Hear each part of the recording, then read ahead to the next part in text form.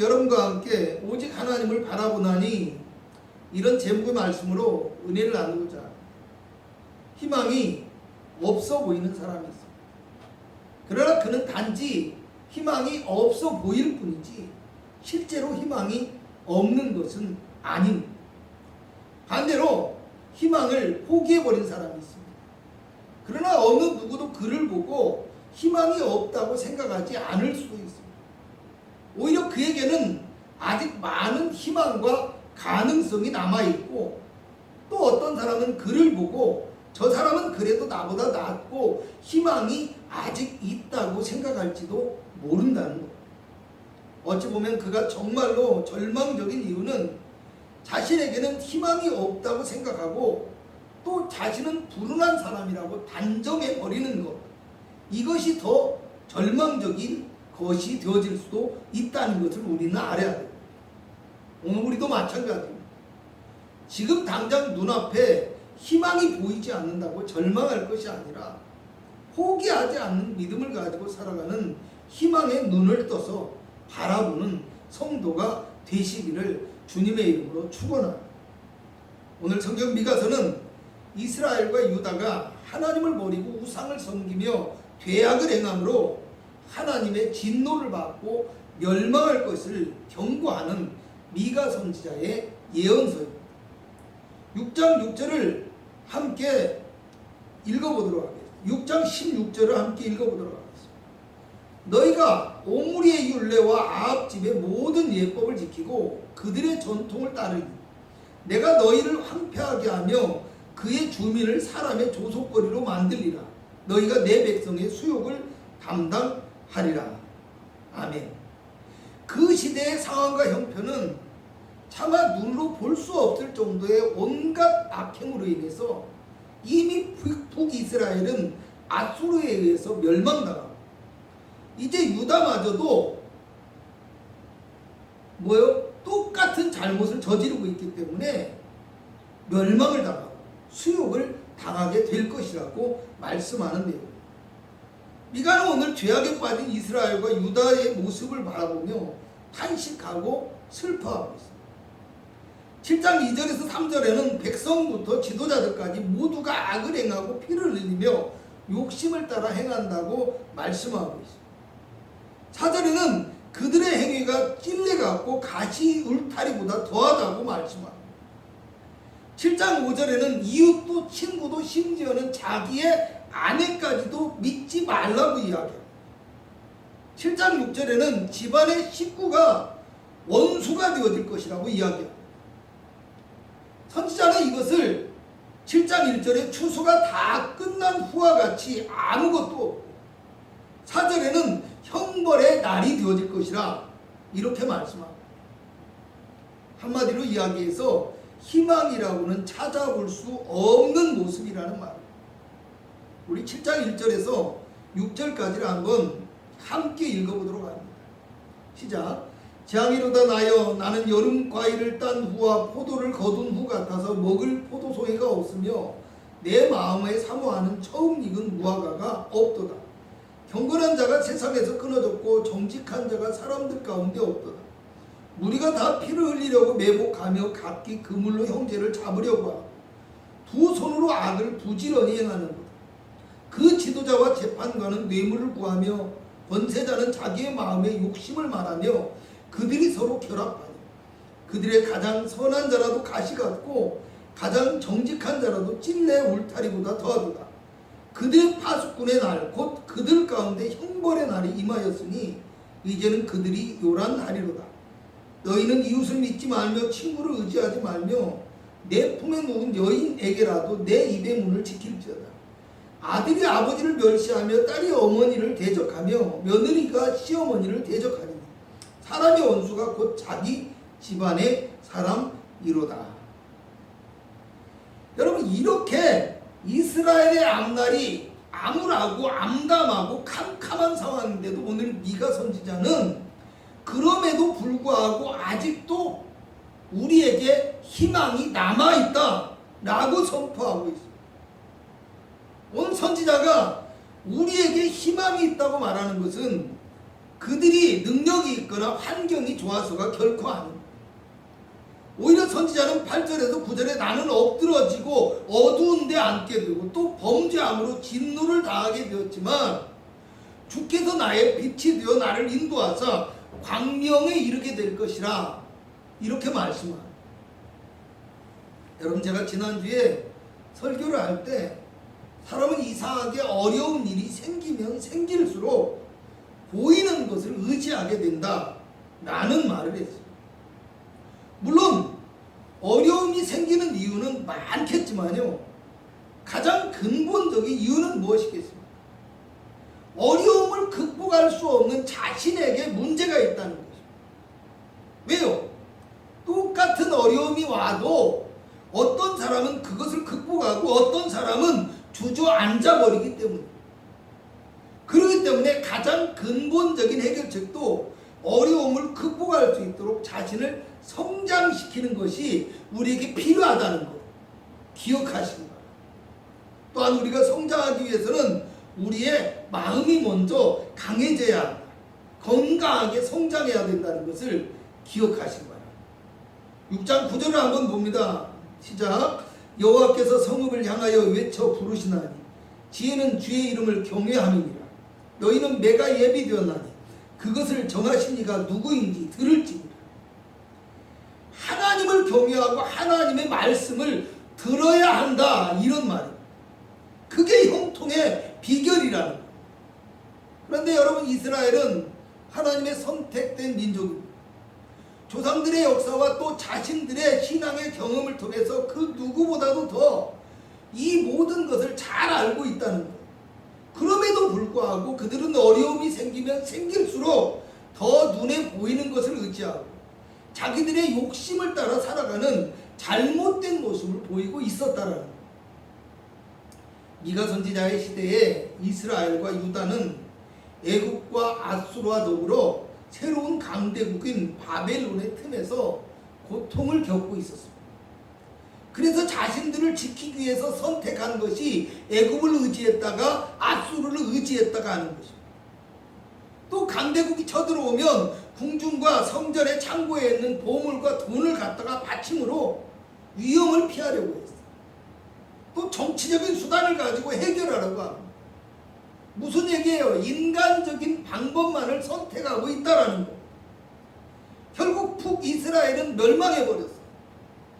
이제 남유다도 하나님을 의지하는 믿음을 회복하지 못하고 여전히 죄악 가운데 행함으로 엄청난 재앙과 위기를 맞이하고 있다라는 거.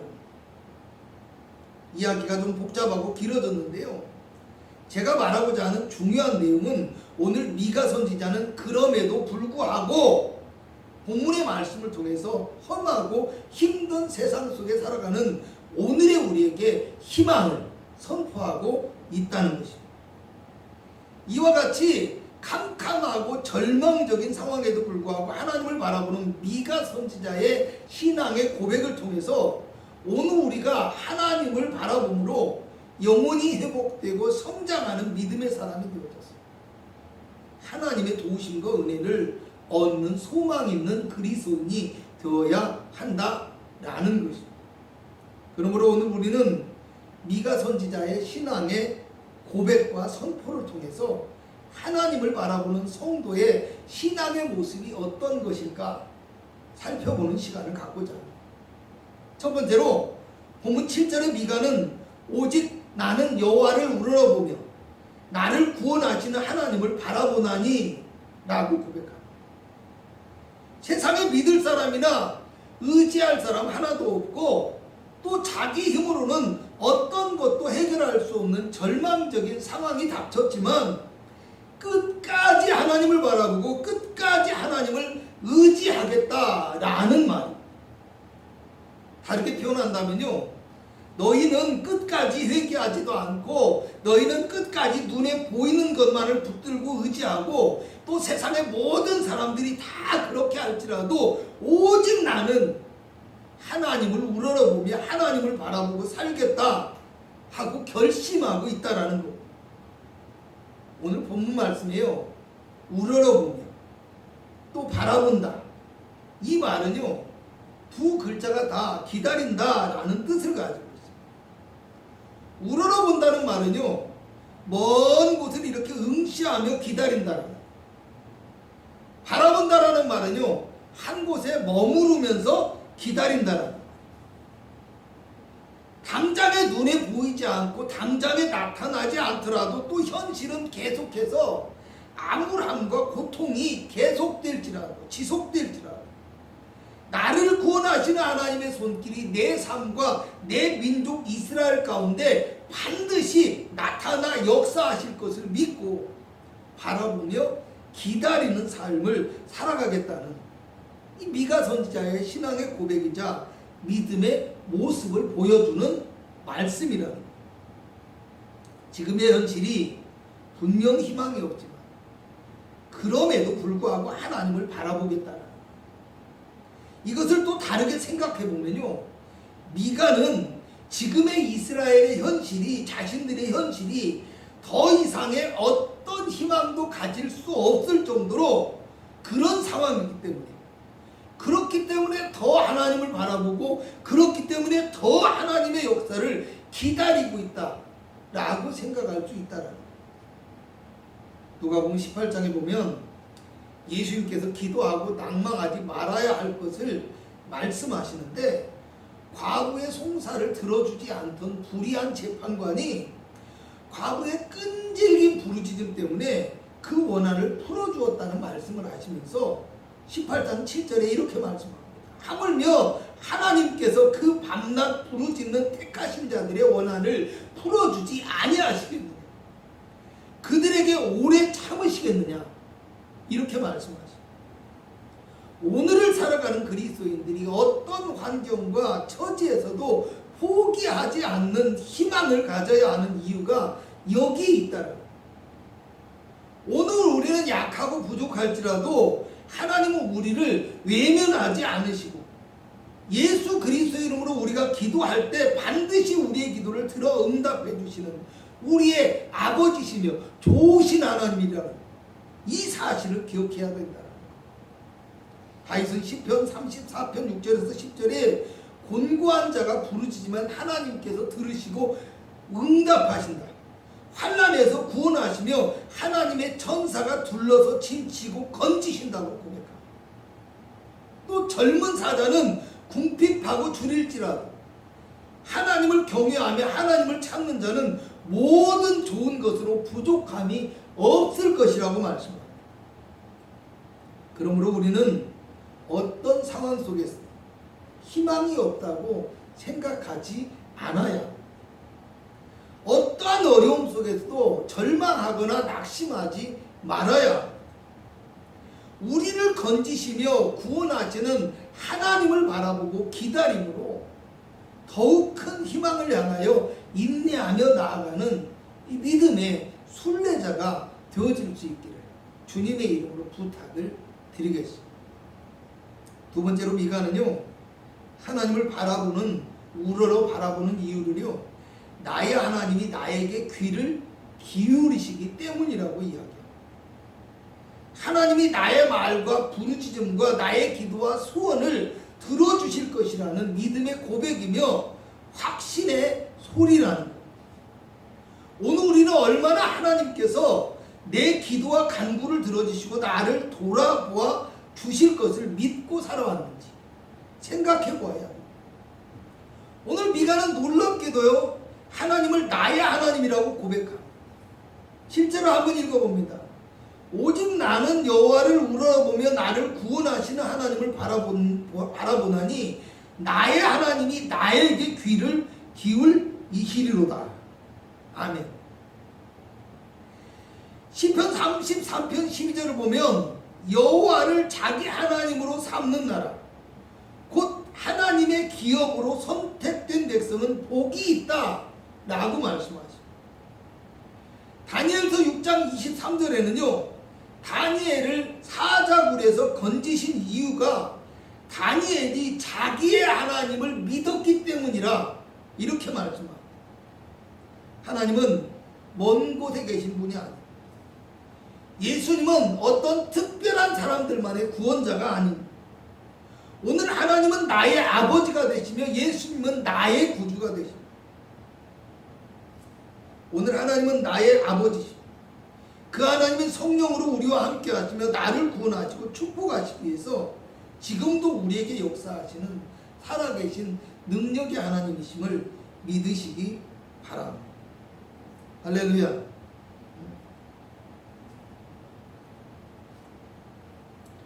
오늘을 살아가는 그리스도인들이 낙심하지 않고 인내하며 기도해야 할 이유가 여기에 있습니다. 하나님이 내 하나님이십니다. 하나님께서는 예수 그리스도의 이름으로 우리가 부르짖을 때 반드시 응답하시고 축복하시며 새 희망과 위로를 주시는 소망의 하나님이시기 때문에, 그러므로 우리는 어떤 어려움과 환난과 고통이 우리에게 닥쳐와도 낙심하지 않고 우리의 기도를 들어주시는 하나님께 기도하기를 쉬지 않는 믿음의 사람이 될 수 있기를 축원합니다. 세 번째로 미가는 하나님을 바라보고 기도하는 자에게 회복과 희망의 날이 이를 것이라고 선포하고 있습니다. 8절은 나는 엎드러질지라도 일어날 것이고 어두운 데에 앉을지라도 하나님께서 나의 빛이 되실 것이라고 합니다.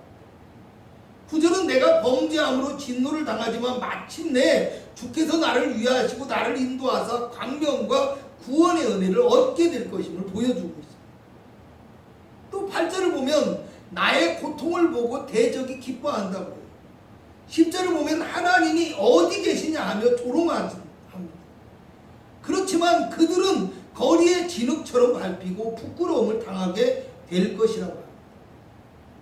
결국 11절에는 네 성벽을 건축하는 날, 곧 그날에는 너의 지경이 넓혀질 것이라고 이야기합니다. 문자적으로는 어떤 이야기입니까? 포로로 잡혀갔던 이스라엘이 돌아오는 것과 예루살렘이 회복되는 날을 말하고 있고, 또한 모든 인류의 구세주가 되신 예수 그리스도를 통하여 완전한 회복과 영원한 희망의 날을 말씀하고 있습니다. 예수 그리스도의 십자가의 피로 모든 인류의 죄를 씻으시고 그리스도의 말씀과 성령으로 우리를 죄악의 길에서 구원하여 생명의 빛으로 인도하시며 영원한 생명과 천국의 길로 이끌어 주시는 하나님의 놀라운 은혜를 말씀하고 있다는 것입니다. 조금은 복잡하고 알아듣기 힘든 말일 수도 있기 때문에 정리하고자 합니다. 하나님의 선택된 이스라엘이 비록 자신들의 잘못과 또 그것으로 인해서 심판과 고통을 당할 수밖에 없지만, 하나님은 자기들의 백성을, 자신의 백성을 결코 버릴 수 없었고 그들의 빛과 도움이 되셔서 포로된 이스라엘의 남은 자들을 회복시켜 주실 것이라는 말씀. 또 이스라엘을 회복시키시는 하나님은 험한 세상 속에서 죄악과 고통에 사로잡혀 절망하는 우리 인생을 사랑해 주셨어요. 독생자인 예수님을 이 땅에 보내주시고 십자가로 구원하시고 영원한 속죄와 영원한 생명을 허락하시고 축복의 복음을 선포하는 삶을 살아가도록 이끌어 주실 것이라는 말씀. 오늘을 살아가는 그리스도인들이 희망을 가져야 할 이유가 여기에 있습니다. 하나님이 우리에게 주신 예수 그리스도의 십자가만 바라보면 우리의 모든 죄는 용서받고 하나님과의 끊어진 관계가 회복될 것이며 우리의 지경이 넓혀지는 희망과 축복의 삶이 예비되어 있다라. 그러므로 그리스도를 바라보며 기도하는 자에게 주어지는 하나님의 축복과 희망의 날을 바라보며 인내하고 기도하는 소망과 꿈이 있는 그리스도인이 되시기를 축원합니다.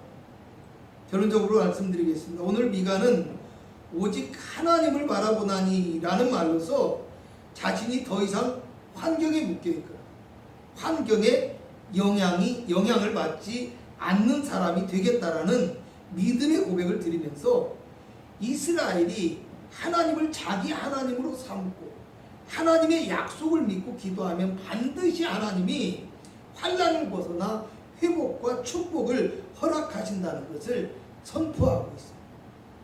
오늘 우리는 너무나 견디기 어려울 정도로 힘들고 어려운 고난의 시기를 보내고 있습니다.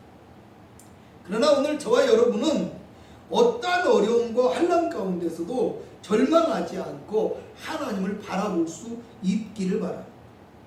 또 하나님께서 반드시 우리의 기도를 들어주심을 믿고 낙심하지 않고 인내함으로 기도하는 여러분 되시기 바랍니다. 마지막으로 예수님의 십자가로 말미암아 주어지는 죄사함의 은혜와 천국의 축복을 바라보고 영광스럽고 영원한 희망을 우리 안에 간직하고 살아갈 수 있는 믿음의 자녀가 될 수 있기를 바랍니다. 비록 오늘을 살아가는 우리가 이 험한 세상 속에서 살아가고 있지만 희망의 그리스도를 바라봅니다. 복음의 지경을 넓히고 하나님의 일꾼으로 아름답게 사용되어지는 능력 있는 그리스도인 될 수 있기를 주님의 이름으로 축원합니다. 기도합니다.